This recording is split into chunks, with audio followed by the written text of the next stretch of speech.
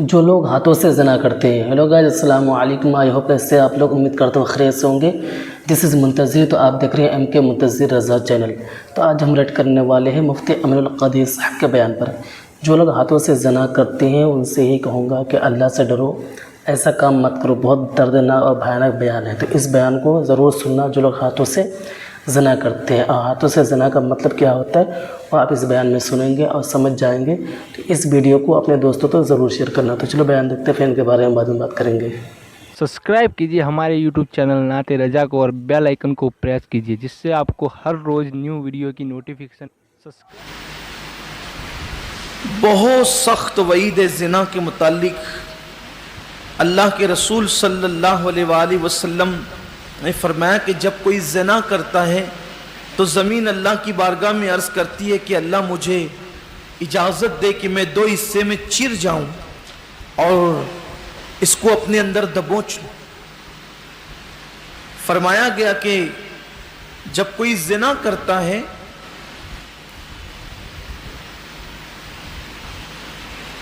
تو اگر وہ 7 سمندروں کے پانی سے غسل کر لے، 7 سمندروں کے پانی سے زنا کے بعد، تو اس کے دل پر جو گناہ کا دھبا لگا ہے وہ نہیں دھل سکتا.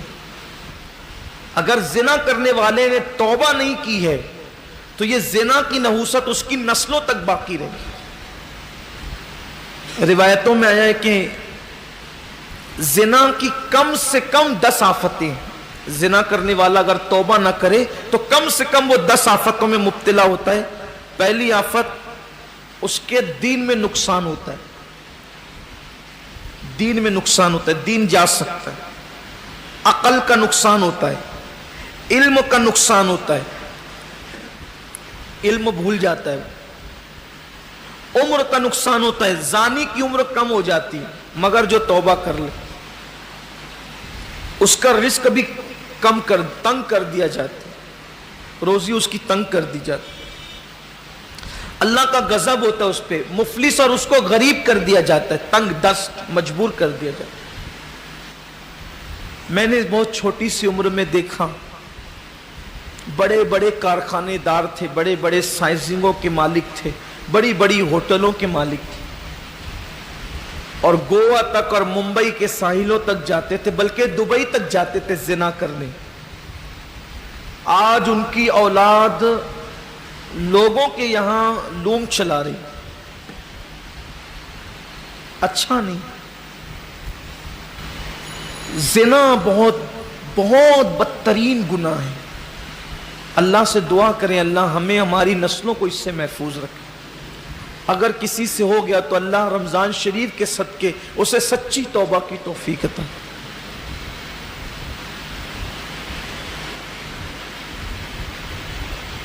جہاں زنا ہے وہاں سونا ہے، یہ جملہ یاد رکھیں. جہاں زنا ہے وہاں سونا ہے، تباہی ہے، گھر کے گھر ویران ہے، گھر کے گھر تباہ.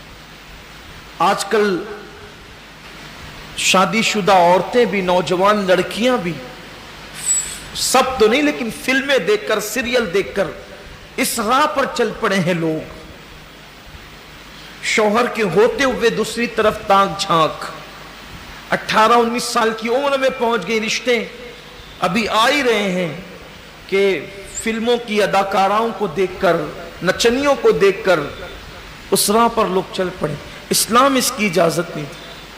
مفلسی آتی ہے زنا کی وجہ سے، بیماریاں آتی ہیں، روزی تنگ ہوتی ہے، عمر تنگ ہوتی ہے، چہرے کا نور ختم ہو جاتا ہے،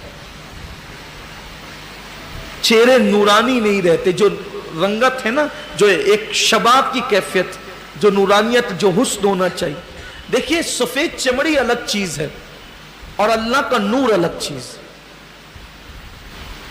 پاک دامنوں کو قدرت نے اپنے نور سے نوازا ہے. ان چہروں کو دیکھو تو خدا یاد آتا ہے اور ان چہروں کو دیکھنے سے اللہ تعالیٰ ثواب عطا کرتا ہے. بلکہ ان چہروں کو دیکھنے سے دلوں کے اندر اللہ تبارک و تعالیٰ کی محبت پیدا ہو، دین کی الفت پیدا ہو. یہ جو کہا گیا نا کہ باعمل عالموں کے چہروں کو دیکھا کرو، سادات کے چہروں کو دیکھا کرو، اولیاء کے چہروں کو دیکھا کرو، ماں باپ کے چہروں کو بڑی برکت ہے. دل زندہ ہوتے ان چہروں کو دیکھنے سے. بلکہ ایک بہت بڑے بادشاہ کے متعلق کہا گیا کہ اس کی زندگی گناہوں میں گزری. انتقال کے بعد کسی نے جنت میں دیکھا تو کہا کہ تو جنت میں کیسے؟ تو کہا کہ ایک بار امام حسن بصری کی زیارت کر لیں. یعنی اہل اللہ کے جن کے چہروں کو خدا نے اپنے نور سے منور کر دیا ہے، جن کی زندگی سنتوں پہ عمل کر کے گزرتی ہے، جن کی زندگی خدمت دین میں گزرتی ہے، علم دین کی قرآن و سنت کی خدمت میں گزرتی ہے. شاید وہ ایک واقعہ میں نے آپ کو کبھی سنایا ہوگا، ورنہ بھی سن لیں تو بہت پیارا سوال. ایک مرتبہ بارش بند ہو گئی، اور بارش بند ہوئی تو لوگوں نے بہت دعائیں کی، بارش نہیں. ایک دیوانہ جا رہا تھا، دیوانے نے سے لوگوں نے کہا بارش کی دعا کر دو. کہا چھوڑو یار، آپ لوگ کر رہے کرو. کہا کر تو دیں دعا. لوگ تھک گئے دعا کرتے کرتے. اس نے آسمان کی طرف نگاہیں اٹھائی اور بس ایک جملہ کہا، اللہ تیری جو امانت میری آنکھوں میں ہے، اللہ تیری جو امانت میری آنکھوں میں ہے، اس امانت کا واسطہ برسا دے. بارش شروع ہو گئی. ایک بندہ اس کے پیچھے ہو گیا، کہا یہ اللہ کی امانت تیری آنکھوں میں اللہ کی کون سی امانت؟ تیری آنکھوں میں اللہ کی کون سی امانت ہے؟ میں کہا چھوڑ دے میرا پیچھا، مجھے جانے دے، میں دیوانہ پاگل آدمی. لیکن کہا نہیں چھوڑوں گا، تو جہاں جائے گا تیرا پیچھا کروں گا. تو کہا چل ٹھیک ہے بتا ہی دیتے ہیں. جب جنگل میں پہنچ گئے، کہ ایک بار امام حسن بصری کی زیارت کی تھی، بس وہی امانت میری آنکھوں میں، وہ امانت میری آنکھوں میں ہے، اسی کی برکت سے اللہ تعالیٰ نے باران دو. زیارت کتنی بڑی چیز ہے اللہ والوں. چہروں کے نور اٹھا لیے جاتے ہیں، بھولنے کی بیماری پیدا کی جاتی ہے. نیک بندوں کے دل میں زانی سے نفرت اور عداوت پیدا کر دی جاتی ہے، اور زنا کرنے والوں کی پیشانی پر اللہ اپنے قلم سے لکھ دیتا ہے یہ بندہ اللہ کی رحمت سے دور ہے. اس کی پیشانی یہ اللہ کی رحمت سے دور ہے اور یہ خدا کے عذاب سے قریب ہے. اللہ رحم فرمائے سب پر. اب تو یہ بھی بولتے ہوئے افسوس ہوتا ہے کہ 17 سال کی عمر کے لڑکے زنا کے اڈوں پر جا رہے ہیں. عید کی چھٹیوں میں سننے میں آتا ہے کہ عید کی چھٹیوں میں پہلے یہ ہوتا تھا لوگ گھومنے پھرنے جاتے تھے، اب ہمارے لڑکے، نوجوان لڑکے زنا کے اڈے پہ جائیں. اللہ تعالیٰ میری قوم کو ہدایت عطا کرے. بہت برا خمیازہ ہوگا اس کا، نجات نہیں ملے گی. ہائے ہائے کرتے پھریں گے، روزی کے لیے ترستے اور تڑپتے رہیں گے. اس لیے کہ رسول اللہ کی زبان سے جو نکل گیا سو نکل گیا، حضور نے جو کہہ دیا سو کہہ دیا. اب تو گائز یہ بیان آپ کو کیسا لگا کمنٹ باکس میں ضرور بتانا.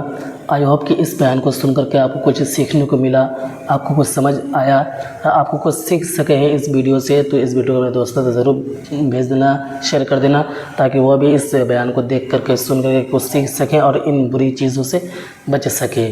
ویڈیو پسند آیا ہو تو لائک کر دینا، چینل کو سبسکرائب کر لینا. پھر ملتے ہیں نیکسٹ ویڈیو میں. اللہ حافظ.